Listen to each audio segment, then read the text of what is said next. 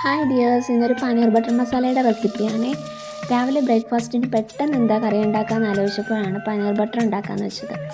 അപ്പോൾ പാനിലേക്ക് സൺഫ്ലവർ ഓയിലും ബട്ടറും കൂടെ ചേർത്ത് ചൂടാക്കിയിട്ട് അതിലൊരു പട്ടയും ഗ്രാമ്പൂവും ഏലക്കയും ചേർത്ത് അതിനുശേഷം സവാള അരിഞ്ഞതും അതിലേക്ക് ഇഞ്ചി വെളുത്തുള്ളി പേസ്റ്റും ചേർത്തിട്ടുണ്ട്. അതൊന്ന് ഇതായി വന്നപ്പോഴത്തേക്ക് അതിൽ തക്കാളിയും ഒരു വറ്റൽമുളകും കൂടെ ചേർത്തു.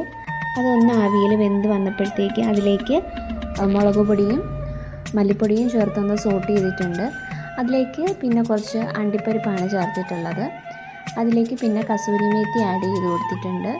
ഇതൊന്ന് ആവിയിലൊന്ന് ജസ്റ്റ് ഒന്ന് വെന്ത് വരണം. അപ്പോഴത്തേക്ക് പിന്നെ വീണ്ടും പാനിൽ കുറച്ച് ബട്ടർ ചേർത്ത് ചൂടാക്കി അരച്ച് വെച്ചിരിക്കുന്ന പേസ്റ്റ് ഒഴിച്ച് അതിലേക്ക് കുറച്ച് ഒരു അരമുക്കാൽ ഗ്ലാസ്സോളം പാലാണ് ആഡ് ചെയ്തിരിക്കുന്നത്. അതിലേക്ക് കുറച്ച് ചൂടുവെള്ളം കൂടെ ഞാൻ ഒഴിച്ചിട്ടുണ്ട്. പിന്നെ ആ കറി ഒന്ന് കുറുകി വരണം.